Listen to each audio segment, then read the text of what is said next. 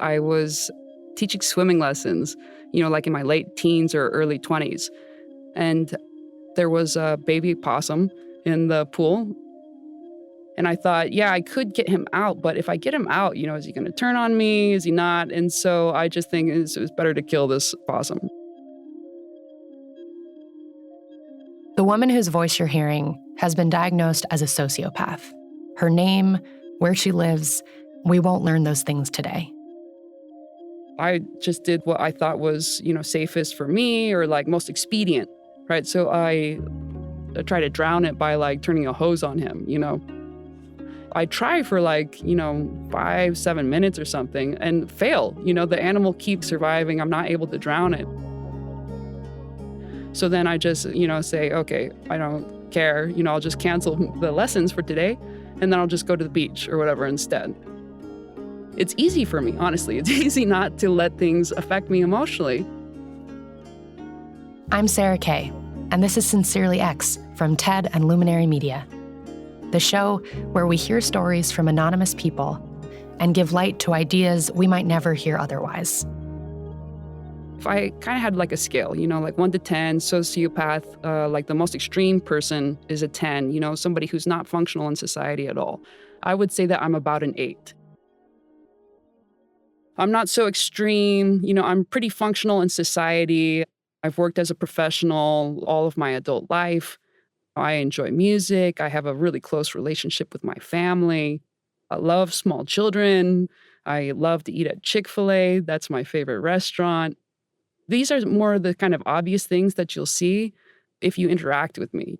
Like maybe you'd understand that I'm pretty educated, that I'm relatively intelligent. But as you kind of like deal with me, I think most people would understand too that there's something a little bit off. When you hear the word sociopath, what is your first thought? Is it that sociopaths are ruthless killers, heartless manipulators, that they live on the outskirts of society? Those are pretty common instincts. In this episode, our guest invites us to think about sociopathy differently. We explore the stigma and stereotypes surrounding her condition and learn how our understanding of sociopathic people affects the way they're able to contribute to society. I wanted to kind of begin with the assumption that someone listening to our conversation perhaps knows absolutely nothing about sociopathy. So would you mind telling me how you would describe it to someone? So the characteristics are probably the big ones are low empathy or a lack of empathy. And that's like affective empathy. That's like, I don't feel, if somebody else is feeling sad, I don't also feel sad. And then another one, it's related, is, lack of guilt. Guilt requires you, number one, having a self-concept, I am this type of person, and then you have violated that self-concept. So that's kind of the third thing, is that all personality disorders have, and sociopathy is a personality disorder, all personality disorders have some sort of disorder with the personality, right? The person's sense of identity or their sense of self. For the sociopath, I think of it as like more like a persona, the same way, maybe a politician or a TV personality might have a persona that they present to the world, and they know that that's how they're perceived, although they don't necessarily identify with that persona. But they, the difference between them and me is, when they go home, maybe they feel like they're a different person. And I just never feel like I'm any sort of person at all. I just have this like feeling that, all the time really, that I'm wearing masks. And because she feels that she's wearing a mask all the time, she's functioning in the world by mirroring how people react or what they do in different situations, not because it's a choice she made for herself. Normal people make choices based on their sense of self, primarily. Like why do you be honest, or why do you choose to tell a lie? It's probably because you either have a sense that you are an honest person, or a sense that you're like an opportunistic person who likes to lie, and get away with it. I'm curious about the sense of self. How does having a lack of sense of self, or a disconnect between the way the world sees you and who you feel yourself to be, How does that play out in like a practical way in somebody's life? I think everybody understands that to a certain extent and has experienced that to a certain extent.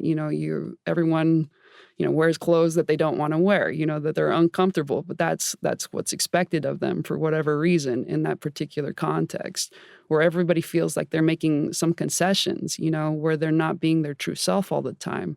And then I guess just the difference is like a sociopath, they don't have any sort of means of self-expression, really, because they don't have a sense of the self to express. But it's kind of worse because it's like, because you don't have a self to express, you never really push back ever on the world, too. I think a normal person is like, enough is enough. I'm wearing sweatpants today, to work, right?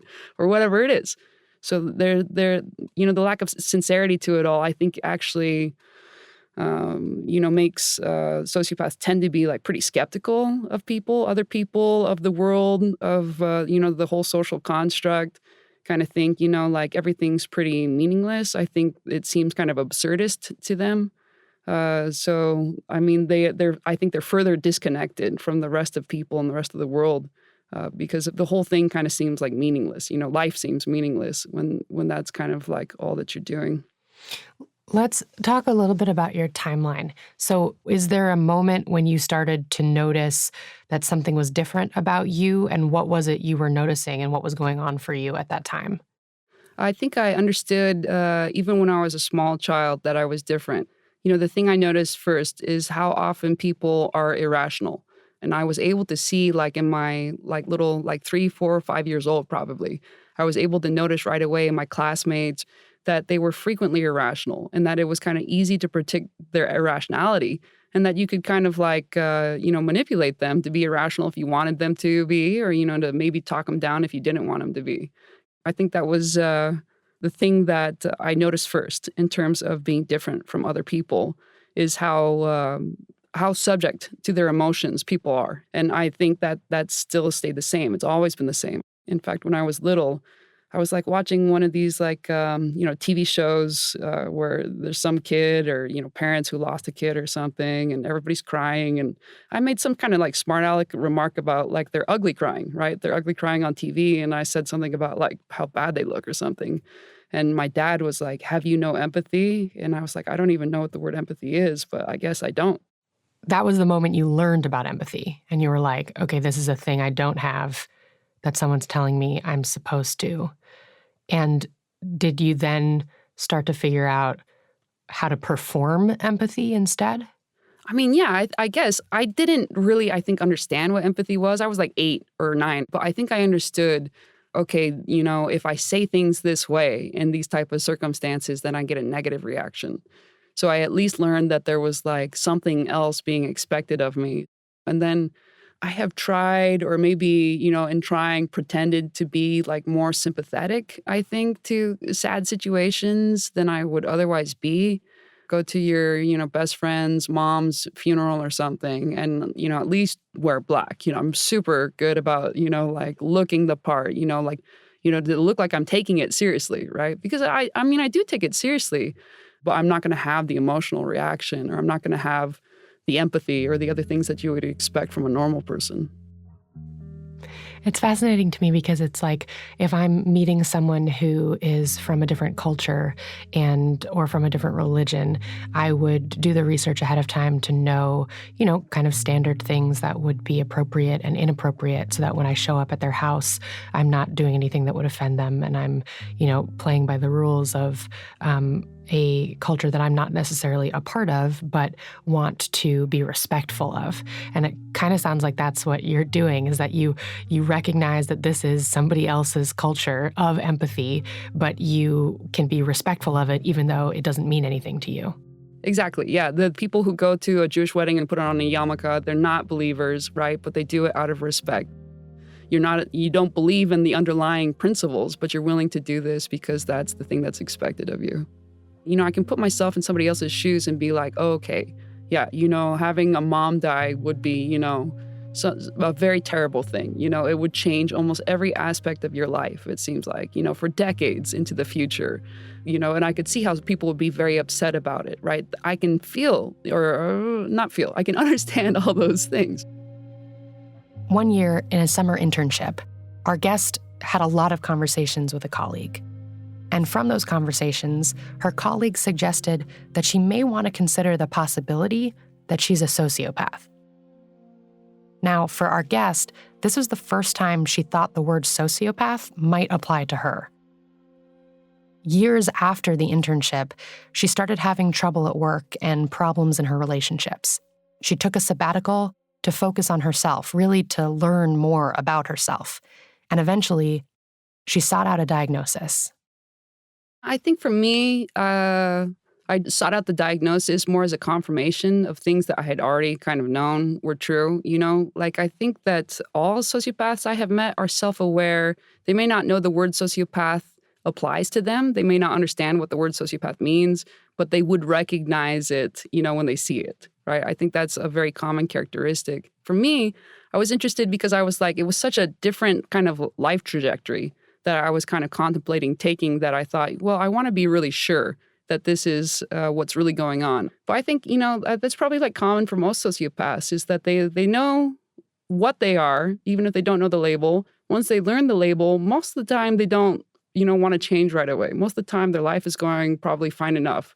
But eventually maybe they're going to hit a point where they're like, I basically keep doing the same stuff over and over again. I keep cycling through the same behaviors and through the same patterns. And maybe they want a little disruption for nothing else, maybe just for the variety, for the novelty of it. So what are your thoughts about empathy in general? I have a lot of thoughts about empathy. Like especially living without empathy, you're able to see a little bit more clearly what empathy does and what it doesn't do. It's like you rely on empathy instead of relying on like your ability to reason, for instance.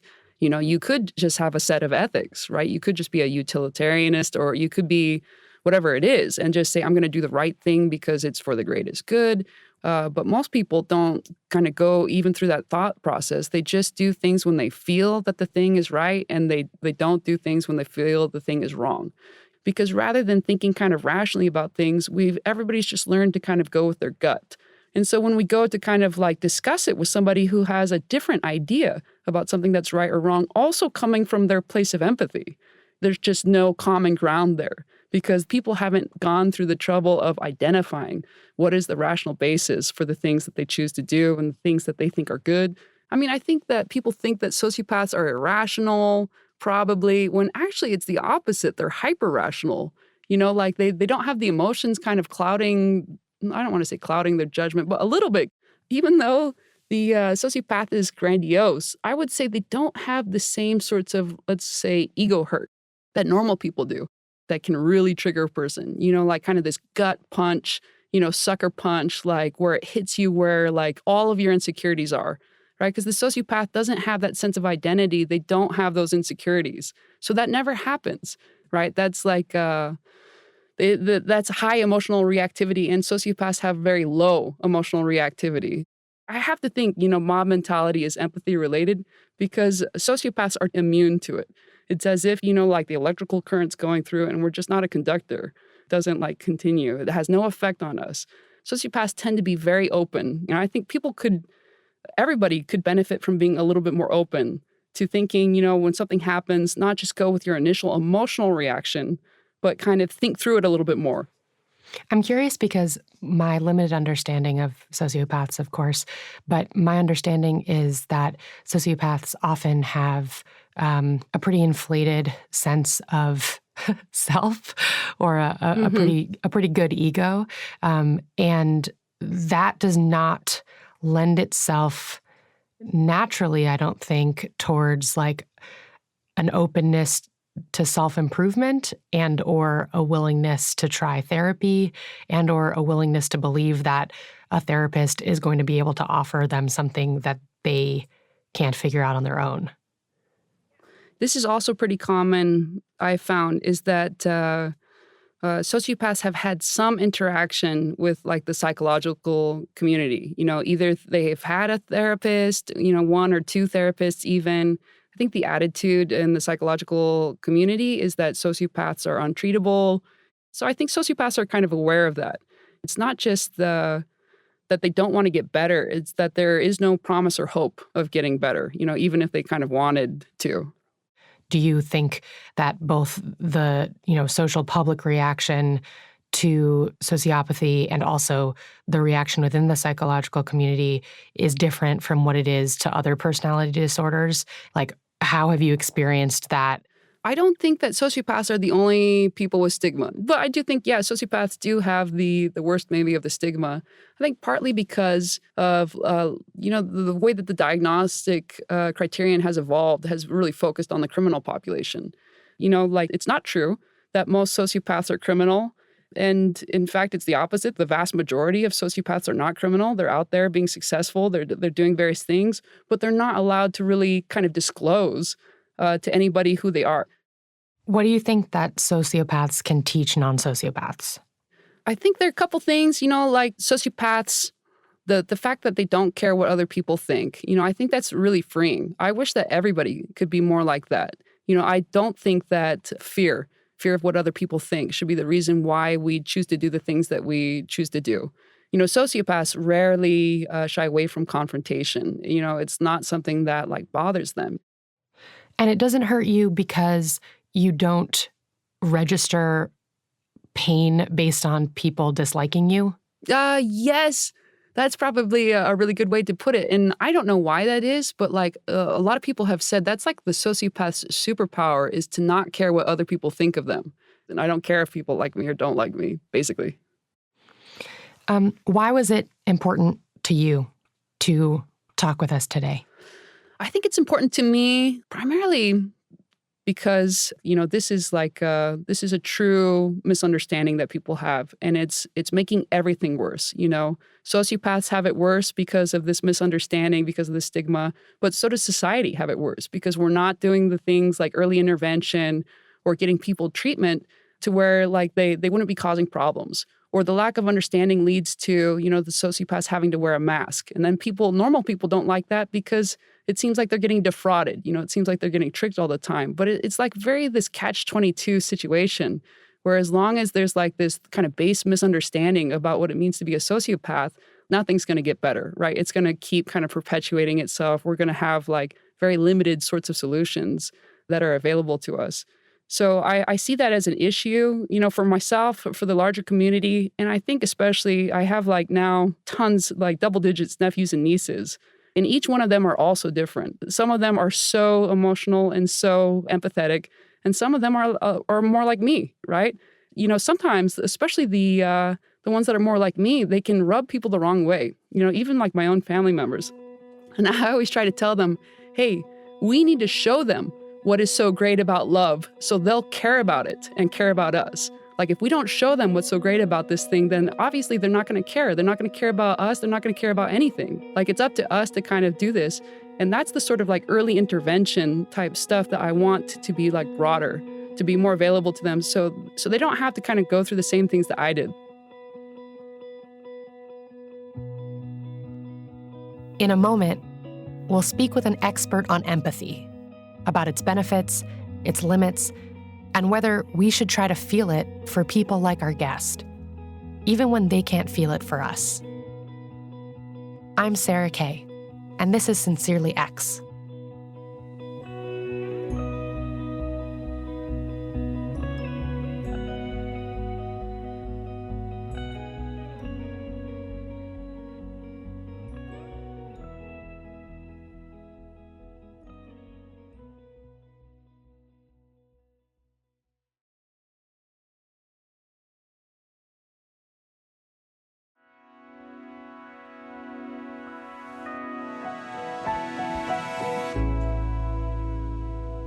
We've been speaking with a woman who's been diagnosed as a sociopath, who believes that non-sociopaths have a lot to learn from sociopaths.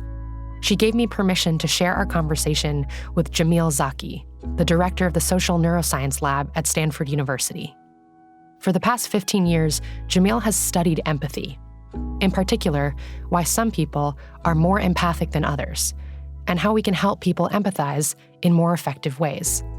He even wrote a book on it, The War for Kindness: Building Empathy in a Fractured World. Empathy is often seen as a good thing. I wanted to hear Jamil's take on empathy. Is empathy objectively good? Or is there research that suggests empathy is more or less useful in different situations? As a scientist, I'm not pro-empathy or against empathy, right? Empathy is just a thing. It's just part of our minds, as part of our lives. In many cases, it has tangible and palpable benefits, right? It helps people form the most important connections in their lives and keep those connections strong. It helps people work together.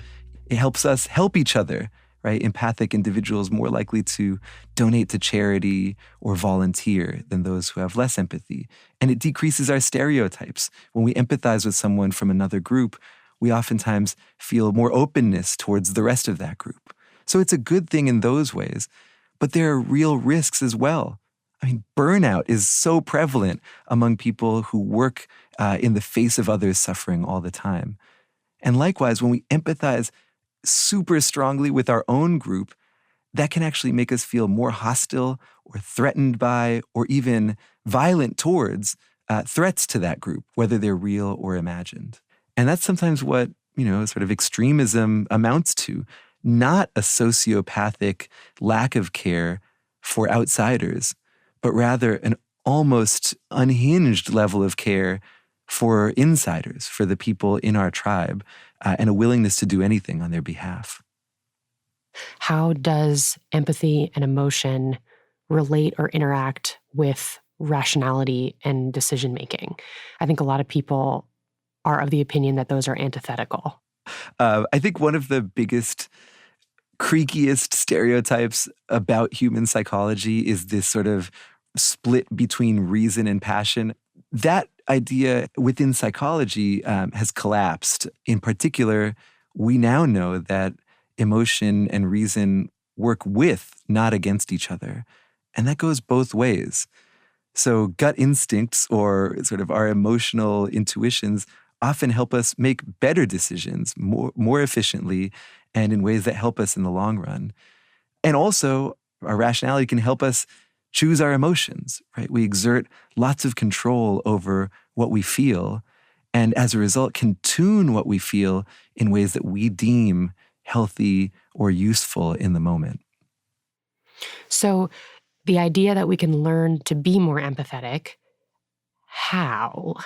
There are lots of experiences that cause people to be more empathic. Some of them happen by accident, right? So for instance, ironically, experiencing trauma, right? Sort of experiencing a lot of hardship in one's life.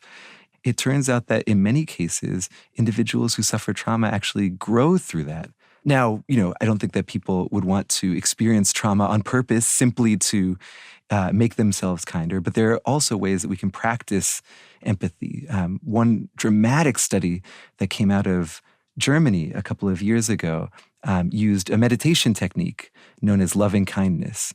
So people practiced this sort of meditation where they first try to focus their goodwill and compassion first on themselves, then on someone they care about, then on a stranger, then on a difficult person who they might not automatically like.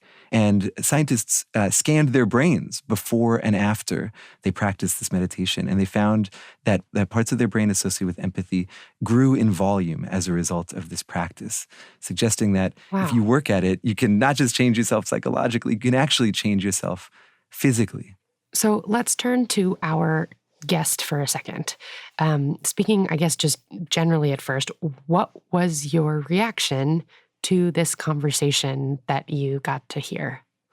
I think that she made a point that really resonated with me, which is that people with sociopathy and psychopathy and antisocial personality disorder, they're the last ones to get empathy, not only the last ones to feel it.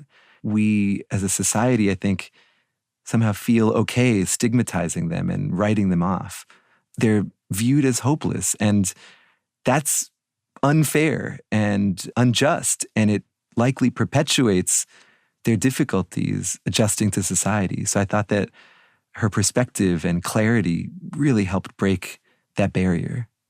You know, something that I thought was really amazing was that she talked about sociopathy in a way that felt like it was advantageous, and that non-sociopaths, because they are bogged down by empathy and emotion and fear, have a disadvantage to sociopaths who don't have that baggage.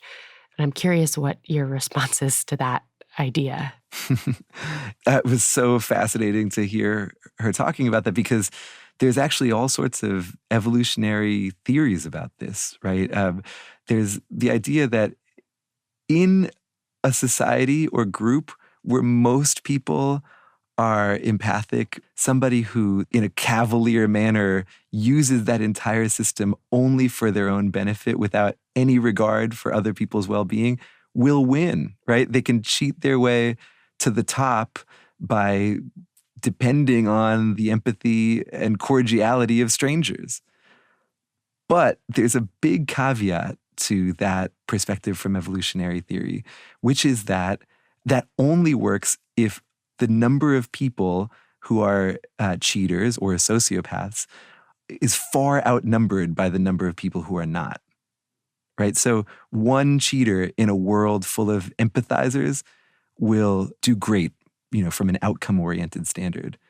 But an entire group that's made up of only cheaters will collapse, right? So she's right at one level, but that's not necessarily a stable strategy for a whole group of people to adopt. You know, we were talking about the connection between emotions and decision-making and how they're not in separate places and how they are connected to each other. Our guest kind of talked about how a problem that she sees is that people engage in conflict or disagreements often led by their emotions, and that there isn't enough of a rational basis for our beliefs, and sociopaths are outcome-driven beings. And perhaps those of us who are not sociopaths would be better off if we engaged with our ideas and each other's in a more rational and less emotional way. Do you think that we should be trying to think more rationally about things like beliefs and values? Yeah, I really feel that the distinction between rationality and emotion is misleading. I suppose I prefer the term awareness. I think it's good for us to be aware of where the decisions we're making are coming from, what's driving them, and whether we're happy with the way that our decisions are coming about. But I think that when people say they're being rational, they often just become less curious about why they're making the decisions they're making, or just basically decide that they must have made the right choice because they were rational. I think there's evidence that rationality is in no way a bulletproof vest against bias or even violence. To me, I keep picturing like people thinking that this is a seesaw, and on one side is emotion and the other is rationality. And if you are sitting heavy on the rationality, it means you don't have anything on the emotions. And if you're sitting heavy on the emotions, it means your rationality is up in the air, but that just isn't actually an accurate understanding of it at all. And so I love the understanding that you've given me, which is that just because someone doesn't have access to their emotions in the way that we do, that doesn't mean that their rationality is higher. I love that metaphor. That's exactly right. That's the stereotype that we have, and it's the one that we would be well served to let go. So I want to return to the idea that empathy is a practice that can be learned and can be developed. Is that still true for people like our guest who have a diagnosed personality disorder? Like, what about people who have sociopathy in particular? Can they still develop their empathy? Yeah, there's some evidence that people with psychopathy and sociopathy can work at empathy. It's hard work for them, and it's harder work for them than it is for people without those conditions. But it's not impossible. My friend Christian Kiezers. He's a neuroscientist in the Netherlands, and he actually found that in most people's brains, there's this mirroring process where the parts of your brain that would come online when you experience pain also come online when you see someone else experience pain, right? In essence, at a physiological level, it appears as though you feel their pain. Christian found that that was not true of people with psychopathy. But if he asked them to think really hard about what that person was feeling and try to imagine being in their shoes, their brains sort of came online in the way that the brains of non-psychopaths did, right? So they almost, in essence, were able to manually turn up an empathic process that for the rest of us is more automatic. I only have one more question for you, which is, our guest talks a lot about making sure she goes through the motions of showing that she cares about people in her life, even if she doesn't actually empathize with what they're feeling. So the example she gives is if she goes to a funeral, she knows to wear black and to be somber. And she made the comparison to like going to a Jewish wedding and wearing a yarmulke, even though you're not a believer. Do you think it's possible to become more empathetic by performing these kinds of rituals of care? Wow. That's an amazing question that I'm afraid I don't have a great answer to. I mean, I loved the comparison to sort of intercultural exchange, right? To thinking that really, people who experience the world through different lenses, whether those lenses have to do with where they grew up, the sort of cultures that they're part of, or their psychological makeup, right, that they can interact in fruitful ways without seeing the world identically. Right? I mean, one place that's really been successful is the neurodiversity movement, right? People with autism and Asperger's see the world differently than people who are, in quotes, neurotypical, who don't have those conditions. And part of the neurodiversity movement is understanding how people who are neurotypical and those who are not can interact productively together. And I felt as though the guest was sort of gesturing in that direction for sociopathy as well, right? And saying that, hey, we don't have to be exactly alike to get along. We just have to respect each other's norms and cultures and experiences. And I thought it was actually quite moving that she would know to practice empathic behaviors, even if she wasn't feeling them. The question as to whether you can sort of fake it until you become it is an open one. But to me, I already saw that as a victory. I would find it so respectful and so powerful that she was just trying, even if it was just a performance. If someone doesn't feel, can you feel for them? I think that's a question that we need to answer positively. We need to learn to understand that just because someone doesn't share our experience doesn't mean that they're not worthwhile, that they can't be part of our culture.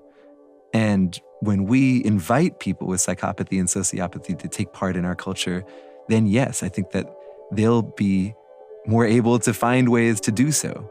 And we don't have to try to sort of fit them into the exact mold of feeling other people's emotions and caring about what other people feel. But we can work together to find ways for them to be more integrated.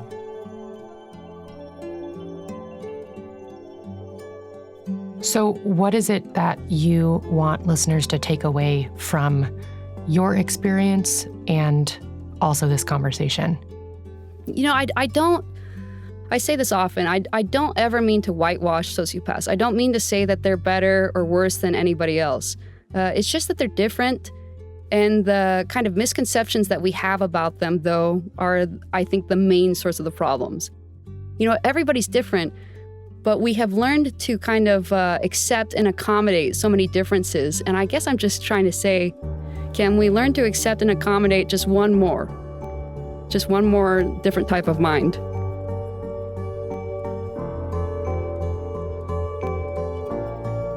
Sincerely X is produced by Magnificent Noise for TED and Luminary Media. Our production staff includes Kim Naderfane Petersa, Nor Waswas, Destry Sibley, Eva Walchover, and Chloe Shasha, with the help of Angela Chang, Janet Lee, Michelle Quint, Jesse Baker, and Colin Helms. Our fact-checker is Lorena Aviles Trujillo. This episode was mixed and sound designed by Kristen Muller. Our executive producer is Eric Newsom. If you or someone you know has a story that you think should be shared anonymously with others, please let us know at ted.com/sincerelyx. I'm Sarah Kay, and this is Sincerely X.